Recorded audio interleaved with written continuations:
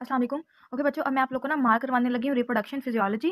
पहली पहली बात ये मैं आप लोग को मार्क करा रही हूँ फिरदौस से। मैं ये यूनिट फिरदौस से करने का इसलिए कहती हूँ क्योंकि ये ना हमारी गाइड के अंदर ना बहुत ऑड दिया हुआ है। Like in odd in that sense के ना सेंस नहीं बन रही होती, मतलब वो एक चीज़ एक जगह एक्सप्लेन करता है, दूसरी चीज़ दूसरी जगह जाके एक्सप्लेन करता है, तो बहुत अजीब सा दिया हुआ है। और हालांकि हम लोगों ने बहुत आसान करके पढ़ना होता है, इसलिए हम लोग इसको करेंगे अपनी फिरदौस से, ताकि हमारे एससीक्यूज भी हो जाएं और एमसीक्यूज भी हो जाएं। और मैंने खुद भी जब ये रिप्रोडक्शन फिजियोलॉजी की थी तो मैंने फिरदौस से की थी और मेरा सब बहुत अच्छे से हो गया था। इसके अलावा इसके 3 चैप्टर हैं हमारे 81, 82 एंड 83। उसके जो है ना अलग अलग एससीक्यूज मैं at the end of the video पेश कर दूंगी, ताकि आप लोग जब चैप्टर पढ़ लो, जो गाइडेंस से पढ़ना चाहे वो चैप्टर करने के बाद वहां से वो एससीक्यू कर ले, ताकि उसका कंप्लीट हो जाए। अब स्टार्ट में आ जाते हैं अपने रिप्रोडक्शन के ऊपर। पहले मेल फिजियोलॉजी देखते हैं, फिर फीमेल पे चलेंगे, फिर तरह प्रेगनेंसी और लैक्टेशन सब देखेंगे।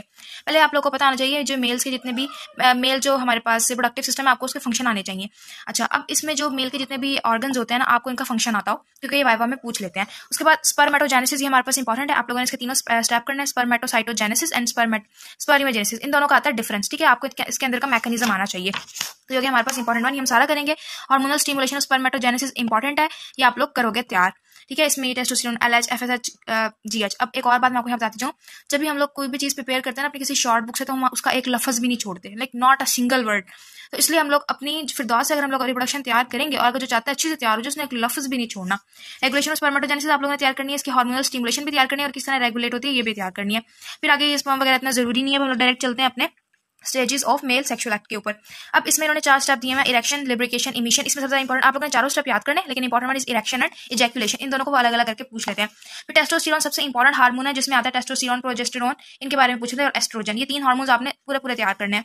तो ये आप लोग इसकी साइट ऑफ सिक्रेशन भी तैयार करनी है, इसके साथ आप लोगों ने इसके एक्शंस तैयार करना है। बेसिकली पूछना है कि फंक्शन ऑफ टेस्टोस्टेरोन बताओ, फंक्शन ऑफ प्रोजेस्टेरोन बताओ। ओके, ये इन्होंने 12 फंक्शन दिए हैं, तो आपको इसे ना 8 याद कर लेना। रेगुलेशन टेस्टोस्टेरोन अगेन पढ़ लेना। अच्छा, puberty in male is important, आपको इसका ऑनसेट आना चाहिए, फीमेल की प्यूबर्टी का भी और मेल की प्यूबर्टी का भी ऑनसेट आना चाहिए, तो हम ये कर लेंगे। उसके बाद हम लोग चलते हैं अपने नेक्स्ट पे, फीमेल पे। इसी तरह फीमेल रिप्रोडक्टिव सिस्टम के आपको फंक्शन आने चाहिए, और प्यूबर्टी इन फीमेल पे पर आपको इसका ये आना चाहिए, ऑनसेट। अच्छा, अब देखो यहाँ ओवेरियन साइकिल और मेंस्ट्रुअल साइकिल आप लोगों ने दोनों एससीक्यू के लिए तैयार करना है, और आपने मेक श्योर करना है कि जब आप लोग ये साइकिल्स तैयार करोगे तो आप इनकी डायग्राम लाजमी करोगे। ये यहाँ पे ओवेरियन साइकिल है, ठीक है। उन्होंने 3 पॉइंट दिए हुए यहाँ तक, पहला follicular ovulation and luteal phase. ये तीनों तैयार करके आपने ओवेरियन हार्मोन्स अपने तैयार करने हैं वाइवा के लिए। एस्ट्रोजन के आपको फंक्शंस आने चाहिए, फंक्शंस करने के बाद ये एक्शंस दिए हुए यहाँ पे। उसके बाद हम लोग चलते हैं प्रोजेस्टेरोन के ऊपर। प्रोजेस्टेरोन की आपको दोनों टाइप्स आनी चाहिए, ठीक है, और इसके फंक्शन आने चाहिए, क्या होता है, यानी जो एक्शंस दिए हुए हैं ना यहाँ पर। और कभी कभी वो सिर्फ ये पूछ लेते हैं कि एक्शंस ऑफ प्रोजेस्टेरोन बताओ on uterus, on fallopian tube, on breast, on ovulation. तो आप लोगों ने इसके जब एक्शन तैयार करने हैं, इसके जो फंक्शन तैयार करने हैं, तो आपने हर चीज के ऊपर अलग अलग तैयार करने हैं। अगेन बता रही हूँ, प्रोजेस्टेरोन के भी, एस्ट्रोजन के भी और टेस्टोस्टेरोन के भी। मेंस्ट्रुअल साइकिल ऐसी क्यों आता है कि जब इसकी जब आप लोग स्टेजेस सारी तैयार करोगे, आपने जब इनका आंसर लिखना है तो डायग्राम लाजमी बनानी है। ऐसे क्वेश्चंस में डायग्राम लाजमी होती है। मेनार्के, मेनोपॉज, वाइवा में पूछते हैं। अच्छा, यहाँ पे एमेनोरिया की 2 टाइप्स बताई हुई, आप लोग ये फॉल्स और ट्रू एमेनोरिया भी कर लेना। ये आगे सब टाइप्स करने की जरूरत नहीं है, बस फॉल्स और ट्रू आप लोग दफा पढ़ लेना। उसके बाद कुछ भी नहीं करना, प्रेगनेंसी के ऊपर आ जाओ। प्रेगनेंसी के आप लोगों ने पहले हार्मोन्स की तरीके से तैयार करना है, और आप लोगों ने फर्टिलाइजेशन तैयार करनी है। उसके बाद आ जाओ अपने प्लेसेंटा के ऊपर। न्यूट्रिशन ऑफ एम्ब्रियो किस तरह होती है वाइवा में पूछते हैं।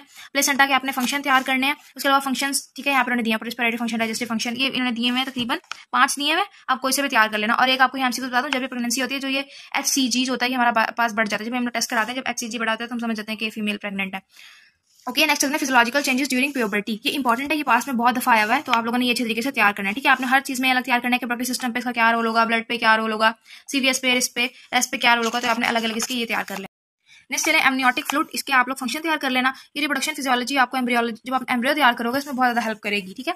पार्ट्यूरेशन आप लोगों ने तैयार करनी है। लेबर क्या होती है, मतलब वो कभी कभी पूछना पड़ता है व्हाट इज लेबर, और कभी पूछते हैं व्हाट इज पार्ट्यूरेशन। आपको पता हो इसको चाइल्ड बर्थ और डिलीवरी कहते हैं, इसकी डेफिनेशन क्या होती है, इसकी स्टेजेस कौन कौन सी होती है, इसकी स्टेजेस जो है एससीक्यू में आती है। और ऑनसेट क्या होता है और उसके फैक्टर्स कौन कौन से इफेक्ट करते हैं। तो हम लोगों ने लेबर अपना पार्ट्यूरेशन अच्छे तरीके से तैयार करना है।